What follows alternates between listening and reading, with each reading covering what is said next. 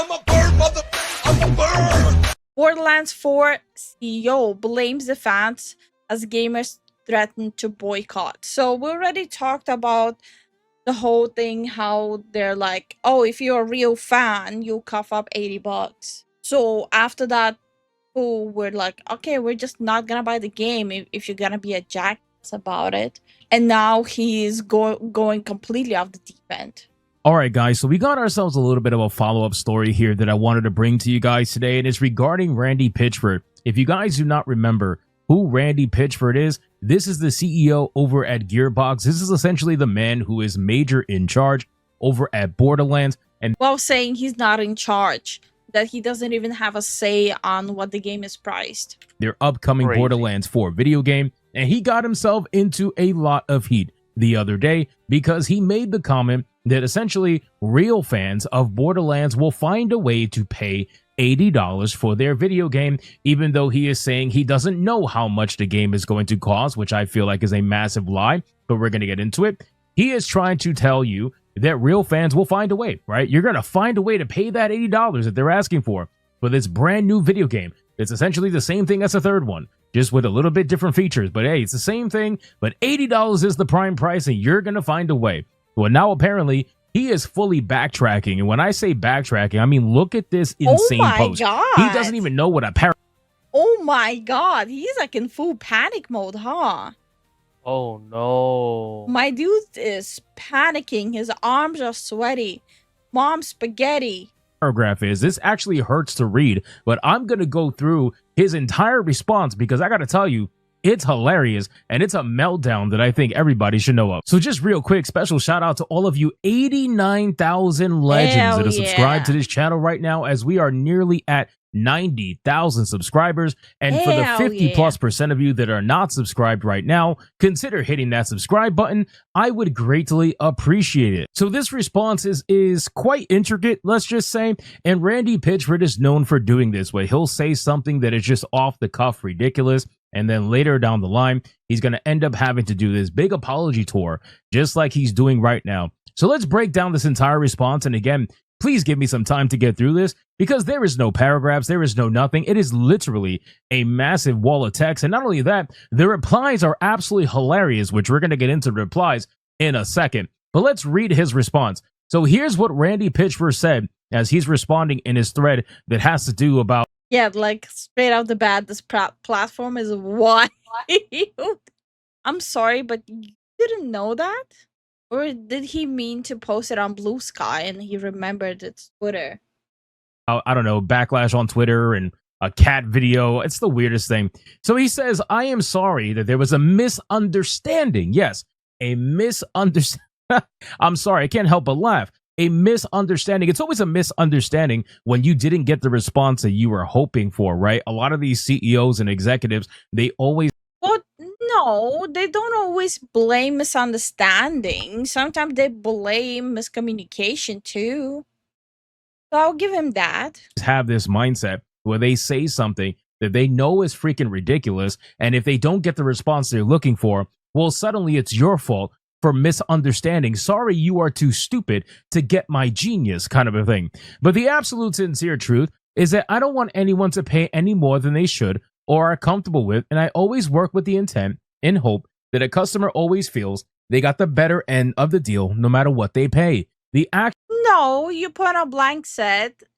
If you're a real fan, you'll find $80. I don't think it's like left out for interpretation.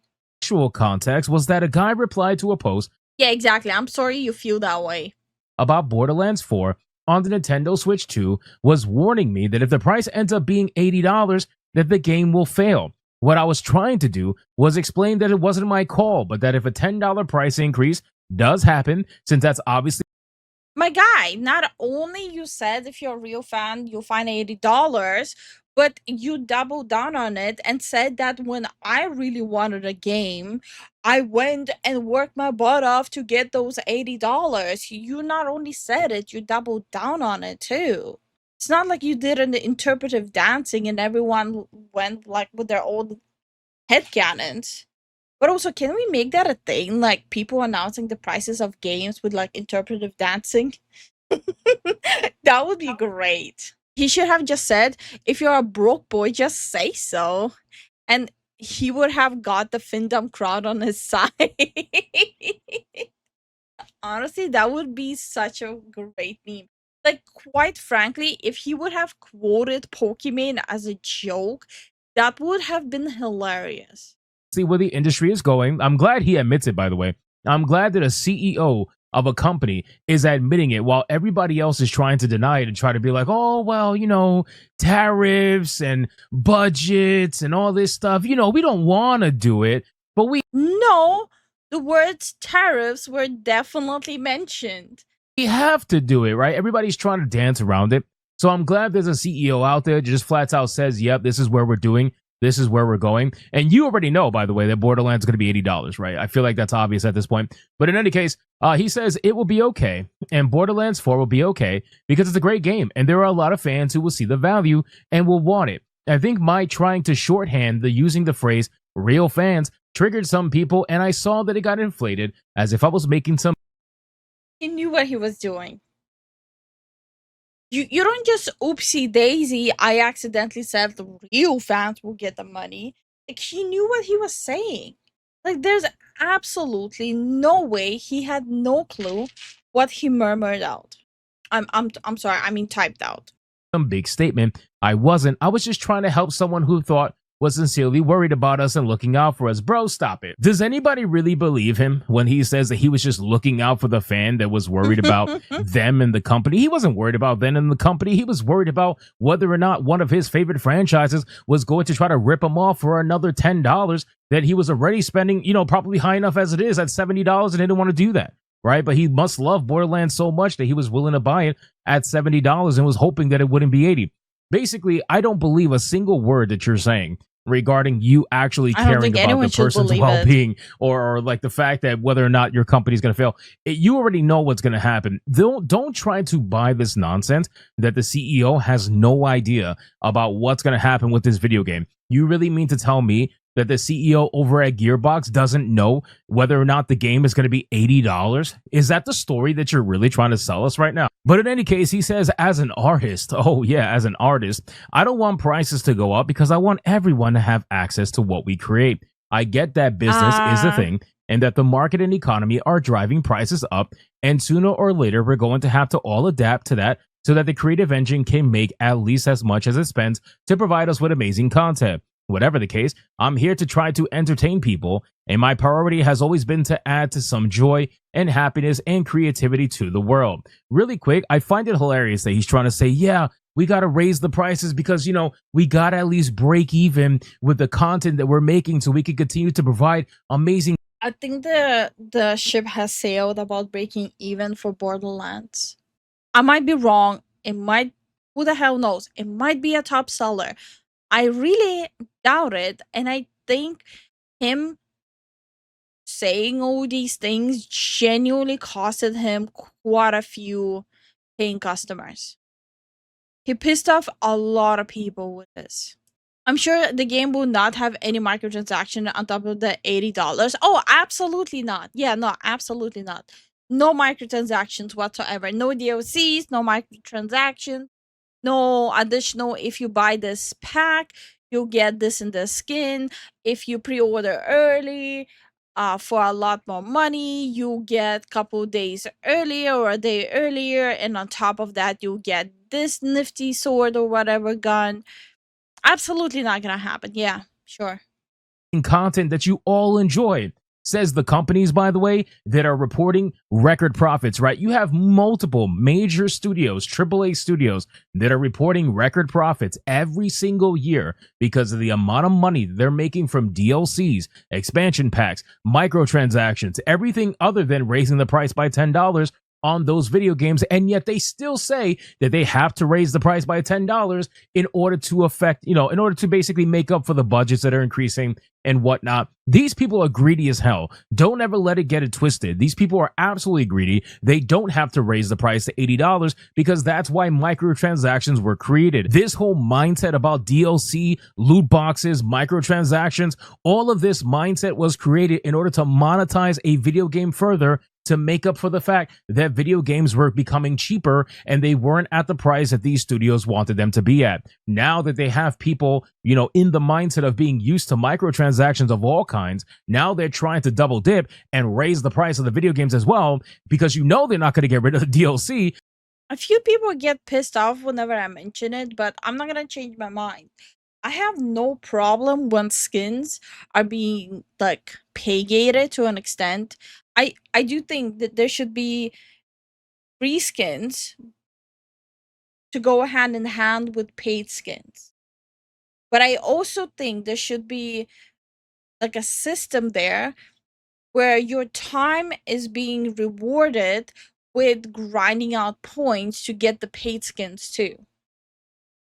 I think it's fine to have system to get extra money after a player already paid for the game if you just want to get that skin faster, but there should be also an equal reward for people who might not be able to afford it, but with their time and gameplay, they can gather enough points to unlock it.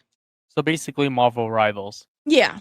They're not going to get rid of microtransactions. They're still going to nickel and dime you for every little thing they can. But now they're trying to raise the price of the video game and guilt trip you into thinking that they have no choice in doing so. Otherwise, they're going to go broke. It is such a BS excuse. Do not believe these people. Do not believe these studios. It is a massive lie. And their earnings report prove that, right? And almost all these AAA studios are experiencing this. Obviously, there are some other studios that are struggling. I'm looking at you, Ubisoft. I'm looking at you, BioWare. I'm looking at you, even EA. Some of the studios that you own are struggling big time. But EA as a corporation is record profits from microtransactions. EA even said that they're not going to raise the price of their video games because they don't have to. And all these studios are the same exact way. And yet they're trying to raise the price and convince you that they have no choice. So anyway, he says, whatever the case, I'm here to try to entertain people. Well, we already know that all these companies, what they're trying to do is raise a percentage of net income every single year. So 1 year plus 10%, another year, another plus 10%, and so forth and so on. Like, it accumulates. Priority has always been to try to add some joy and happiness and creativity to the world. To whatever extent I succeed at that, I am grateful and honored to take on every effort with passion and humility. May I recommend you consider the people who create entertainment you enjoy are actual real people who sincerely are working to try to make cool stuff. I have dedicated my life to video games as entertainment, and I've made the choice to be accessible on here. It's another guilt trip, by the way, where they try to constantly say it's real people that are making these video games. Guess what? It's real people. I do hate that. All it reminds me of is that guy that planned from Tencent during the Game Award, saying that, oh, this year has been so tough for these developers. Cue the sad music. Cue him telling his life story and how much he's struggling. In reality, people dug up that he has stacks and stacks of mad money. People making other products too. And those are the products that get criticized every single day. They get criticized regardless of whether or not it's made by real people. Nobody cares. All anybody cares about is whether or not the product works for them, whether or not it's a good value, and does it offer everything that it said it was going to offer. It's the same thing with video games. So you guys, I swear, man, when it comes to the entertainment. Also, gaming industry is not a charity work. Like, why the hell are you trying to make some random person who just wants a game like Borderlands, where all you do is go kaboom, haha, look at me, I'm fast, pew, pew, pew, haha, buddy, let's go queue up. Like, why the hell are you bringing in all these poor people? Like, this is such a disgusting marketing tactic they've been using for decades now. Industry, they're constantly using the guilt tripping strategy to try to make you feel bad for even thinking about criticizing their video game in any negative way. It's real people, guys. Real people are behind this. And you know what's the messed up? When you're learning marketing, this is like an actual thing they teach you there. How to emotionally manipulate people to buy your product. Oh. You'll learn that in the first half a year. This game, please be nice to us. Please be nice to the real people. It's such a joke. Anyway, he says, I don't want to let edge cases ruin that for the majority of people who find value in using this medium for a positive connection. But I cannot help that there's a part of me that doesn't want to at least try to help those that don't get it to gain some perspective and some dignity in how they choose to interact. I'm not claiming I'm perfect. You're definitely not. And I don't deserve any less latitude than anyone else. I choose to think of others with the most amount of charity and am often surprised to discover some that jump to the worst possible way to consider a thing as doing that is just counter to my nature. So again, this was one massive meltdown rant where he is basically trying to, backtrack his statements, and he's trying to totally come off as sincere. Guys, I'm so sincere. Think about it. All I want to do is make people happy. All I want to do is just make people enjoy video games. That's all I want. And if I can break even at it, that's fine. I just don't want to lose any money. You're not losing any money, bro. You're not losing any money, I guarantee you. You guys were perfectly fine. You were able to keep the game at $70 if you wanted to. You're choosing not to. You're going to raise the price to $80, and you're going to sell DLCs out the ass. You're going to sell expansion packs out the ass. You're going to have microtransactions, and you even made a joke talking about reselling the minimap that everybody says they want that you're taking out of this game in Borderlands 4. You made that joke, so you must be at least self-aware. You made that as a joke? Oh my And then say God. something like that? Nah, bro.